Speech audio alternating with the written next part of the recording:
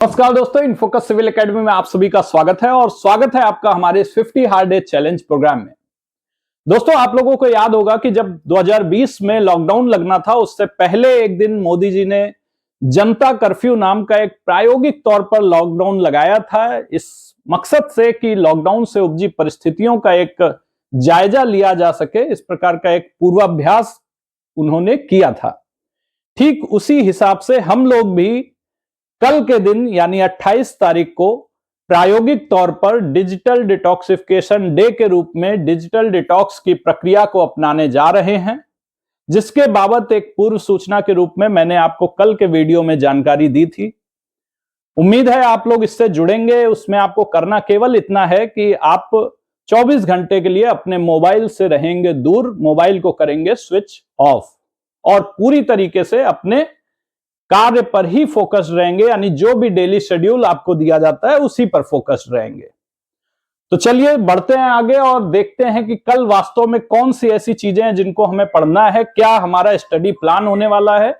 उन टारगेट्स को हम लोग डिस्कस करने जा रहे हैं। तो देखिए, कल के दिन आपको जो सबसे पहली चीज फैक्ट शीट के रूप में मिलेगी। अब देखिए, फैक्ट शीट यहां पर एक ऐसी चीज है जो आपको मिलती मोबाइल में ही है, क्योंकि ऑनलाइन की क्लास है तो मोबाइल में ही मिलेगी, ऐप पे ही मिलेगी। आप कल के लिए चाहे तो इसे अवॉइड कर सकते हैं, लेकिन एक टारगेट के रूप में हम लोग तो इसे प्रोवाइड करेंगे ही। फैक्ट शीट में जो चीज आपको दी जाएगी वो सबसे पहले रहेगा एग्रीकल्चरल डेटा। ये आपके एग्जाम में बहुत ज्यादा पूछा जाता है। इनफैक्ट यूं कहें तो आपका इकोनॉमिक्स का जो पोर्शन पूछा जाता है वो वैसे तो बहुत ज्यादा उसका वेटेज नहीं होता है, यानी इकोनॉमिक्स से तात्पर्य मेरा कोर इकोनॉमिक्स से है, जिसमें इकोनॉमिक्स के कॉन्सेप्ट होते हैं। उससे आरओ की परीक्षा में बहुत ज्यादा वेटेज नहीं होता है, परंतु उसमें वेटेज जो होता है वो करंट बेस्ड इकोनॉमी का ज्यादा होता है और उन्हीं के हिसाब से जो महत्वपूर्ण डेटा है उसको हम लोग आज के अपने इस फैक्ट शीट में देंगे, जहां पर आपको विभिन्न कृषिगत जो उत्पादन है उसमें कौन सा राज्य नंबर 1 पे रहा, 2 पे रहा, उससे संबंधित डेटा देंगे। सारे का नहीं देंगे, सभी का फर्स्ट सेकंड थर्ड भी नहीं बताएंगे, कुछ का तीनों बताएंगे और कुछ का केवल फर्स्ट बताएंगे। उसको आप ये समझिएगा कि वो कोई भूलवश नहीं, बल्कि जानबूझकर ही हम लोग ने ऐसा किया है। और उसके साथ साथ कुछ एग्रीकल्चरल डेटा होगा कि सर्वाधिक निर्यात किस देश को होता है, सर्वाधिक आयात कहां से होता है, सर्वाधिक निर्यात आयात किस मद यानी आइटम से होता है, या फिर उसके आधार उसके अलग उससे अतिरिक्त आपको मिलेगा कि सब्सिडी किस आइटम पर सबसे ज्यादा दी जाती है, या फिर मैक्सिमम टैक्स का कलेक्शन कहां से होता है, जीएसटी से होता है, कॉर्पोरेट टैक्स के होता है। इन सभी पर आधारित कुछ डेटा मिलेगा जो बेहद ही इंपॉर्टेंट होता है आपके इस परीक्षा के लिहाज से। दूसरा यहां पर आपको मिलेगा वॉल्केनोज, यानी ज्वालामुखी से संबंधित, ज्वालामुखी के विभिन्न प्रकार, जो तीनों प्रकार होते हैं, सक्रिय, सुषुप्त, डॉर्मेंट, एक्सटिंक्ट और एक्टिव वॉल्केनो, उनका कौन से उसके प्रकार हैं और कहां पर किसकी अवस्थिति है, यानी कौन से क्या लोकेशन है, उससे संबंधित भी प्रश्न काफी पूछे जाते हैं। तो वो वाला डेटा आपको मिलेगा फैक्ट शीट में। आप चाहें तो कल इसे ना पढ़ के अगले दिन पर पढ़ सकते हैं, क्योंकि कल आपको मोबाइल का यूज नहीं करना है। ये जो अभी हम लोग कर रहे हैं ये प्रायोगिक तौर पर है, आगे चल के हम लोग इसको प्रति सप्ताह 1 की दर से क्रमशः बढ़ाते भी रहेंगे और धीरे धीरे इसका मोबाइल से हम लोग दूर रहेंगे जब तक कि हमारा एग्जाम ना हो जाए। यहां पर देखिए तो लूसेंट से जो आप लोगों को पढ़ना है, लूसेंट का ये 2 घंटे का स्लॉट होता है। इस स्लॉट में आपको जिन चीजों का अध्ययन करना है, तो यहां से हम लोग एक नया सब्जेक्ट शुरू करने जा रहे हैं। एक तो फिजिक्स शुरू करेंगे लूसेंट से। लूसेंट में फिजिक्स एक ऐसा सब्जेक्ट है जो लूसेंट को पढ़ने के साथ साथ हम लोग घटना चक्र से भी पढ़ेंगे, परंतु अलग अलग समय पर पढ़ेंगे, एक साथ नहीं पढ़ेंगे। उसका कारण यह है कि ताकि आपका एक रिवीजन जो है वो लूसेंट से हो जाए और दूसरा रिवीजन उसी का, उन्हीं कॉन्सेप्ट्स का, वो घटना चक्र से हो जाए। कुछ दिनों बाद इसको हम लोग घटना चक्र से भी करेंगे, पर फिलहाल इसको लूसेंट से करेंगे। और लूसेंट में जो सबसे पहला चैप्टर है वो है मात्रक का, जिसमें एसआई यूनिट्स इत्यादि दिया रहता है, पारसेक और प्रकाश वर्ष, ये सब, लाइट ईयर, इससे संबंधित क्वेश्चंस बहुत सारे पूछे जाते हैं। यहां पर ध्यान आपको देना है कि छोटा चैप्टर है, परंतु देखन में छोटन लगे घाव करे गंभीर वाली हालत होगी यहाँ पे, और इस वजह से आपको इसको याद तो कर ही लेना है। उसके साथ में जो बॉक्स दिया हुआ है उसको अपने मोबाइल में फोटो के माध्यम से भी सेव कर लेना है, जिसको समय समय पर रिवाइज करते रहना है। गति जो मोशन वाला चैप्टर है, ये दूसरा चैप्टर है। इसमें आपको वैसे तो बहुत बड़ा चैप्टर नहीं है, परंतु यहां पर ध्यान आपको ये रखना है कि इसके जितने भी एग्जाम्पल्स हैं, इवन मैं बोलूं तो फिजिक्स आपके जितने भी एग्जाम्पल्स हैं उनसे बार बार यहां पर क्वेश्चंस पूछे जाते हैं, जो भी यहां पर उदाहरण दिए होते हैं, क्योंकि उसमें जो आपका सिलेबस ही होता है उसमें आपसे अपेक्षा की जाती है कि आप उसके व्यावहारिक अनुप्रयोगों पर, यानी जो प्रैक्टिकल उसका इंप्लीमेंटेशन होता है उस पर ज्यादा ध्यान दें। इस कारण से यहां पर एग्जाम्पल्स काफी महत्वपूर्ण हो जाते हैं। उसके बाद यहां पर तीसरा जो चैप्टर है वो है कार्य, ऊर्जा एवं शक्ति। ये 3 चैप्टर आपको पढ़ना है लूसेंट में। कुल मिलाकर 2 पेज का कंटेंट है, इसको आपको पढ़ना है। यहां पर आपके पास एक बार ये जो ऊर्जा से रिलेटेड एक बॉक्स आता है जिसमें काफी सारे प्रश्न पूछे जाते हैं, लगभग हर साल पूछे जाते हैं कि एक एनर्जी से दूसरे एनर्जी में जो कन्वर्जन होता है वो, जैसे मान लीजिए अगर कोई मोमबत्ती जल रही है तो वो रासायनिक ऊर्जा से कन्वर्ट हो रही है प्रकाश और ऊष्मा ऊर्जा में। तो इसी प्रकार के कुछ प्रश्न होते हैं जो कि वहां पर पूछे जाते हैं, उसको भी आपको अच्छे से ध्यान देना है। तो ये 3 चैप्टर आपको लूसेंट से कवर करने हैं। उसके बाद यदि हम लोग देखें तो यहां पर घटना चक्र पूर्वावलोकन में भी हम लोग एक नया सेक्शन शुरू करने जा रहे हैं जो कि है वर्ल्ड ज्योग्राफी का। वर्ल्ड ज्योग्राफी भी दरअसल हम लोग किसी स्टैंडर्ड बुक से नहीं करेंगे, क्योंकि वर्ल्ड ज्योग्राफी का वेटेज बहुत ज्यादा नहीं है। वर्ल्ड ज्योग्राफी का हमारे इस एग्जाम में 6 से 7 नंबर का वेटेज है, जिसमें से 2 से 3 नंबर वो काफी आसान से भी होते हैं, और बाकी 2-3 के लिए हम लोग बहुत ज्यादा जद्दोजहद नहीं करने वाले हैं। किसी विशेष बुक पर आधारित अपने पाठ्यक्रम को नहीं तैयार करेंगे, बल्कि घटना चक्र और लूसेंट की ही मदद यहां पर भी लेंगे। तो आप देख रहे हैं लगातार कि कुछ सब्जेक्ट हम लोग बहुत अच्छी बुक से कर रहे हैं और कुछ सब्जेक्ट हम लोग केवल घटना चक्र और लूसेंट इन सब बुकों से कर रहे हैं।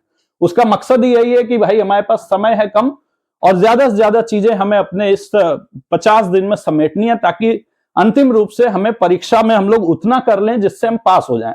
मैं ये दावा तो नहीं करता कि यहां से आपको इन 50 दिनों में ऐसी चीजें करा दी जाएंगी कि आप 140 के इस पेपर में पूरे 140 नंबर या 130 120 फंसा दे, पर इतना जरूर है कि आपके पास होने भर के नंबर लायक यहां पे सारी चीजें बता दी जाएंगी। पास ही नहीं बल्कि पास होने में जितनी कट ऑफ की जरूरत रहती है उससे कम से कम 10 नंबर आपके ज्यादा रहे, इस प्रकार की कोशिश हमारी इस इनिशिएटिव को लेकर है। यहां पर देखेंगे तो यहां पर जो आपको चैप्टर कवर करना है वो है ब्रह्मांड का, यूनिवर्स चैप्टर।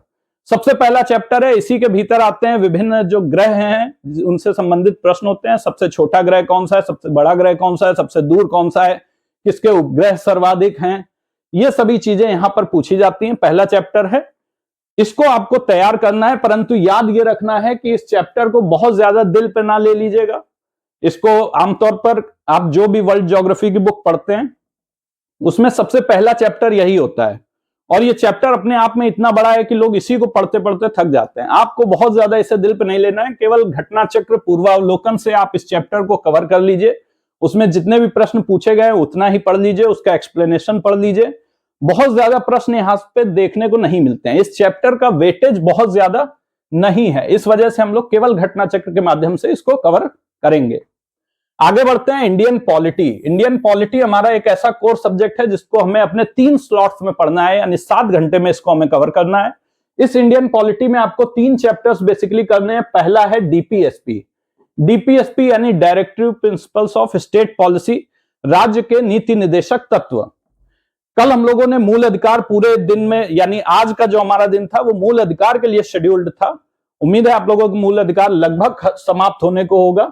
और उसके बाद आपको डीपीएसपी अगला चैप्टर है, राज्य के नीति निर्देशक तत्व, वो आपको अच्छे से पढ़ना है। यहां पर ध्यान ये रखना है कि जितने भी महत्वपूर्ण अनुच्छेद हैं, यहां पर लगभग सभी अनुच्छेद या सभी आर्टिकल्स इंपॉर्टेंट हो जाते हैं, ये सभी इंपॉर्टेंट हैं, इसलिए आप इन सभी को याद करने की कोशिश कीजिएगा।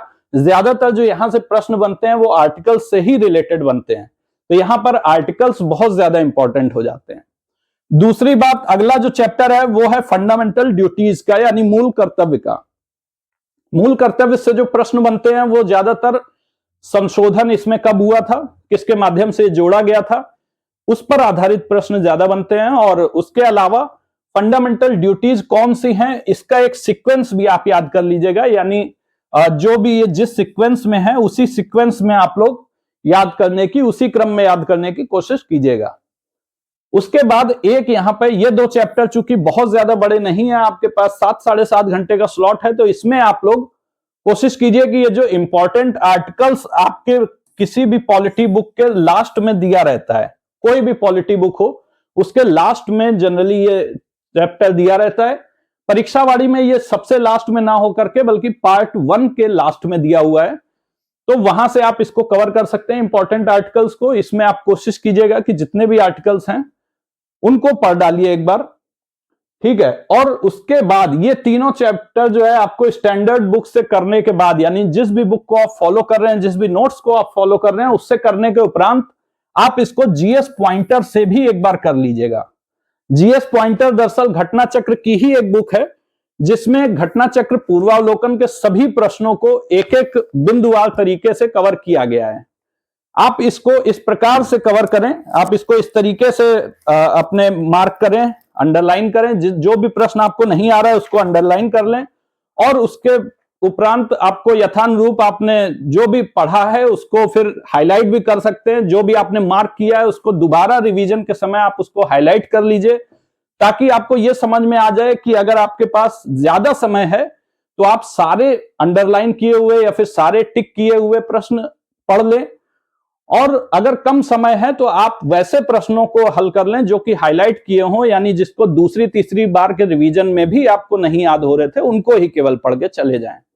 तो इस प्रकार से हर रिवीजन जो आप अपनी बुक में कर रहे हैं उसको एक अलग कलर से दर्शा दीजिए, ताकि आपको कम समय होने पर जितना समय शेष है उसी हिसाब से आप उसकी पढ़ाई कर सकें। तो ये रहा हमारा आज का सिलेबस। भूलिएगा नहीं, कल आपको मोबाइल का उपयोग नहीं करना है। ये केवल इसलिए है ताकि आप लोग मोबाइल के जो दुष्प्रयोग हैं उससे बच सकें, और कम से कम एग्जाम के समय तक आप लोग अपने आप को पूरी तरह से इस पढ़ाई पर ही डेडिकेटेड रखिए। इसकी संख्या आगे इसलिए बढ़ाई जाएगी ताकि पेपर के नजदीक आने पर आप लोग धीरे धीरे पूरी तरह से मोबाइल से दूर हटके और पूरी तरीके से अपने पेपर पर ही केंद्रित हो जाएं। तो इस प्रैक्टिकल पर ध्यान दीजिएगा, कल आपको इसे फॉलो करना है, डिजिटल डिटॉक्स की प्रक्रिया को।